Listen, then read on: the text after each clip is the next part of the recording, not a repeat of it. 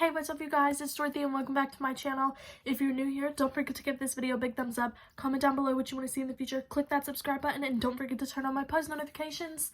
I know I am speaking really fast, but you guys, this has been long overdue and waiting.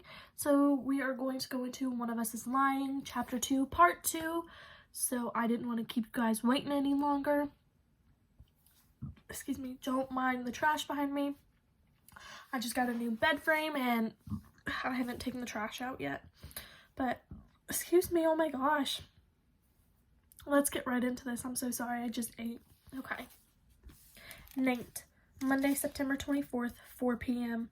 When Browen and I get to the parking lot, it's nearly empty, and we hesitate once we're outside the door.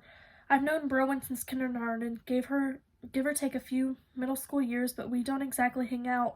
Still, it's not weird having her next to me. Almost comfortable after that disaster upstairs, she looks around like she just woke up. I didn't drive, she mutters. I was supposed to get a ride to Epic Coffee. Something about the way she says it is significant, as if there's more to the story than that she's not sharing.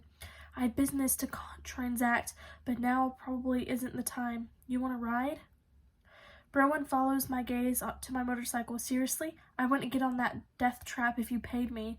Do you know the fatality rates? They're no joke. She looks ready to pull out a spreadsheet and show me. Suit yourself. I should leave her and go home, but I'm not ready to face that yet. I lean against the building and pull a flask of Jim Beam out of my jacket pocket, unscrewing the top and holding it toward Browen. Drink. She folds her arms tightly across her chest. Are you kidding? That's your brilliant idea before climbing onto your machine of destruction and on school property? You're a lot of fun, you know that? I don't actually drink much. I grabbed the flask from my father this morning and forgotten about it, but there's something satisfying about annoying Browen.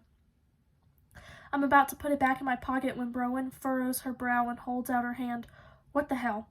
She slumps against the red bricks wall beside me, inching down until she's sitting on the ground. For some reason, I flash back to elementary school when Browen and I went to the same Catholic school before life went completely to hell.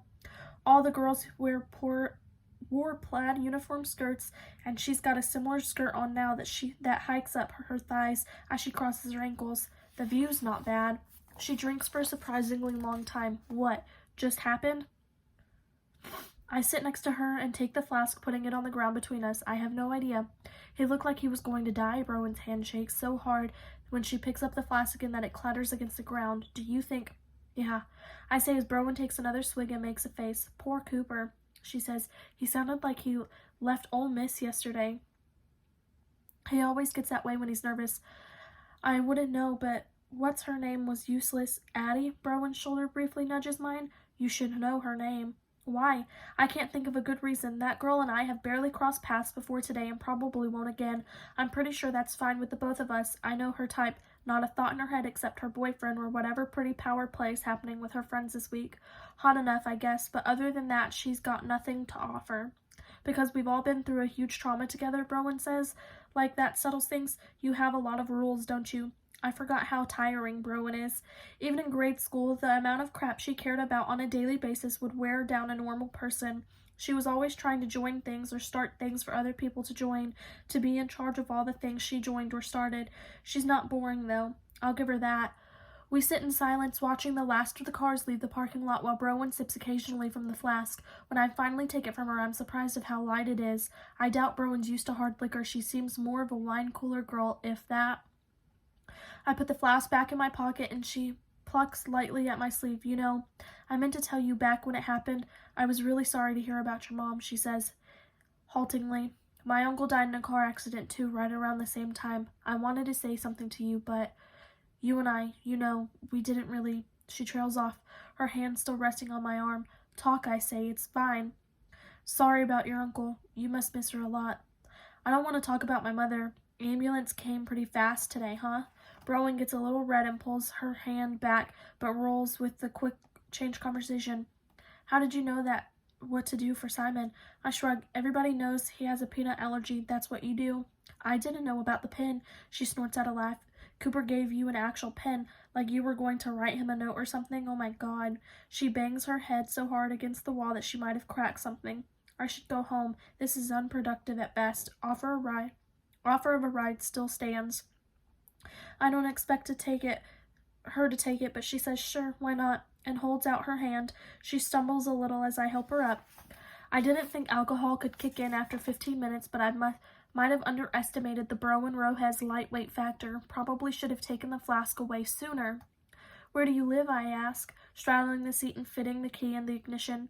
"Thorndike Street, a couple miles from here past the center of town. Turn left onto Stone Valley Terrace after Starbucks.